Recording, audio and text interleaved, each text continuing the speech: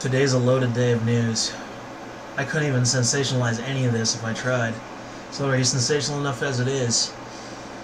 Still, hello to everyone and the internet. Welcome to Tuesday, February 5th, maggots. Don't let the politicians step on you. I am Nathan of Washington, you are watching The Globalist, and this is the news in 2019.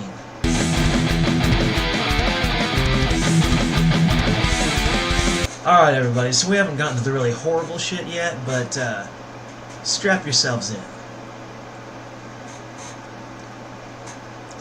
So Macron is in fact the president of fake news.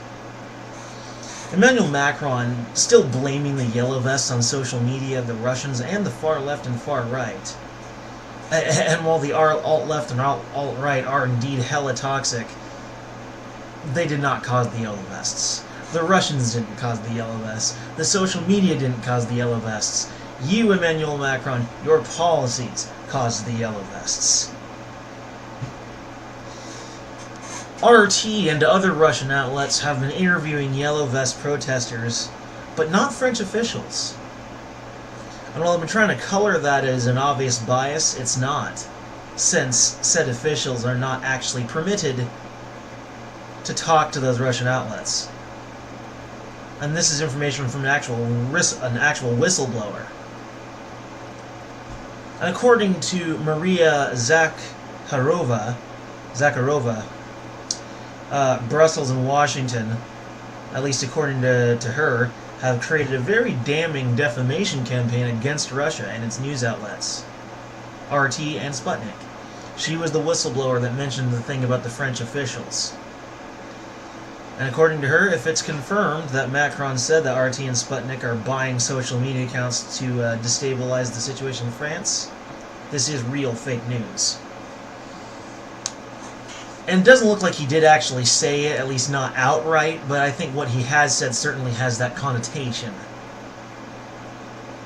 Macron just can't admit that the yellow vests were caused by his own policies. He can't admit that he did something wrong.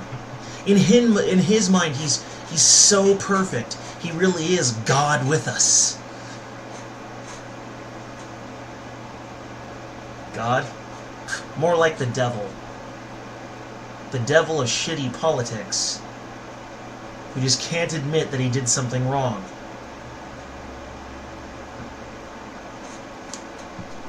Moving on. The United States is wrecking Venezuela for oil and gold. Venezuela being a naturally resource-rich country and has a state-run oil company being an obvious target for the establishment. The United States' corrupt-ass establishment would love to get their hands on Venezuela oil and Venezuelan gold for their own personal growth, essentially like a vampire draining off Venezuela's neck in order to prop themselves up. Bottom line is, the United States is guilty of making the suffering of Venezuelan citizens worse via sanctions, clearly designed to destabilize the Maduro government. Oh, your people don't get food this week? Yeah, that's us. We did that. Mazel tov. The United States government is hella corrupt and is just plain damaging and harmful. The corruption of the government is obvious. Even if you believe that 9/11 was not staged by the government, even if you think it really was terrorists, it still doesn't matter, because it was still used as an excuse to invade Iraq, to invade, do false flag. The CIA was confirmed to once tried to kill a bunch of our own citizens and blame it on Cuba during Kennedy. And look at all this friggin' oil grubbing we do. We live in a giant oil-guzzling monster. The United States government is hella corrupt.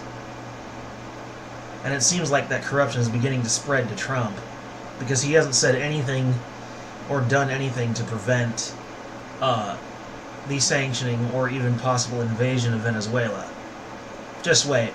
They'll be sending our troops over there. We're the real terrorists. Or as John Bolton put it, the U.S. had a lot at stake in Venezuela's affairs. It'll make a big difference to the United States economically if we could have American oil companies invest in and produce the oil capabilities in Venezuela. You see? They're afraid of Venezuela and of Maduro patriotizing Venezuela's oil, which is why they ceased to recognize his government and instead wanted to put that other dude, I think his name was Guaido, Juan Guaido. Yeah, they wanted to put Guaido in charge because Guaido is friendly to Washington. Yeah, this is what we do. This is America. I mean, we're like a vampire draining off the neck of smaller but otherwise decidedly wealthier nations. It's kind of what we do. And it's about high time we, the people, held our government accountable. I'm not necessarily calling for violence. I'm not necessarily saying much of anything at the moment. But if Trump and Washington decide to do something possibly harmful to Venezuela, not only should we protest, I'd recommend we even straight up overthrow the government. Just kick them on out of here because they're obviously corrupt and evil. Clearly. There's no two ways about it.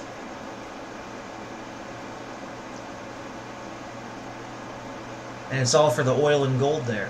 I am with Maduro on that one. I don't care if he was a fucking bus driver. At least he's got their country's best interests at heart, even if he's not fully competent. Like I said before, I would rather take grossly incompetent over a hugely corrupt any day.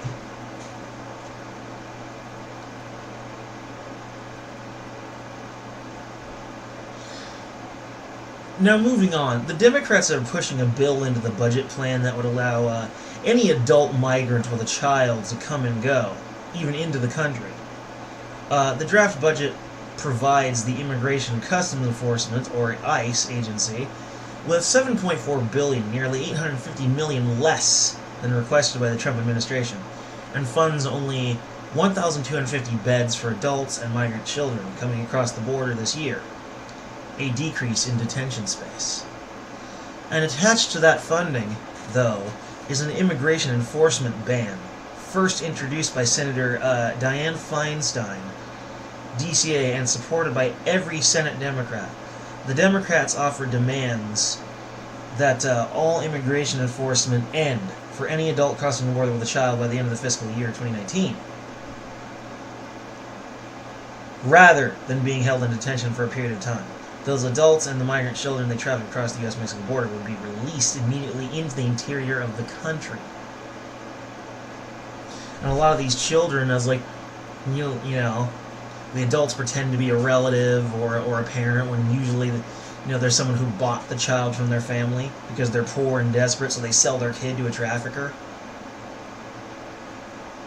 The Democrats either know and don't care, or don't know, and when someone tries to convince them of the truth, they just plug their ears and go la la la la la, because they don't want to hear it. Because migrants who come over the border vote left. That's what makes them so powerful. That's why they don't want the wall. That's why they don't want any kind of border enforcement, period. I sincerely hope that Trump reject this bill and refuse the budget plan immediately. Speaking of swarthy folks, Alexandria Ocasio-Cortez, or Silly Cortez, invites Ana Maria Archila to the SOTU, or State of the Union. A woman who basically co-harassed with one other, Jeff Flake, in an elevator over the Brett Kavanaugh nomination. Like, they literally harassed him to try and get him to vote against Kavanaugh. And they were even caught on camera doing it. There were witnesses. CNN was there to see it. And of course, they painted it very differently. Of course, because they're a fake news outlet. Yeah, I mean, if these are the kind of people that Cortez is hanging out with, I think that says a lot about Cortez. As I've said before, I'll say it again, not on this show, but I have said it. Alexandria Ocasio-Cortez combines your typical corrupt, evil Democrat with the childlike naivete of, like, maybe a 10-year-old girl.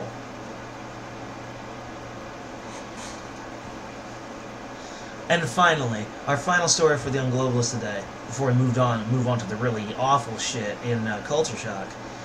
A Cold War-era escape plan is being publicized in Britain in face of the no Brexit deal. They're talking about, their mainstream media is talking about, using this old plan to move the royal family to safety in the event of riots over a no-deal Brexit. If a no-deal Brexit happens, there will be riots, people will die. Be complete chaos and anarchy, blah blah blah. Yeah, right. Governments always make these claims. They always assume that the minute government goes away, or changes significantly, that there will be riots and immorality everywhere. We need government! As though moral values and value systems don't exist without government. Which is insane. That's what they want you to think, so that they can stay in power. That's just that's the name of the game. That's what it is. Stay in power as long as possible. Lie like a dog if you need to. Bottom line is, if they do the no-deal Brexit, I'm sure the royal family will be just fine. They have royal guard, for crying out loud. What are a bunch of rioting citizens going to be able to do in the event that it were actually true, which it would not be, but in the event that actually happened, what could they possibly do to the royal guard? They're armed, they're armored, they probably got armored vehicles. They could shoot them all dead. It's stupid. Anyway, that's it for the Young Globalist today, folks. I'm out.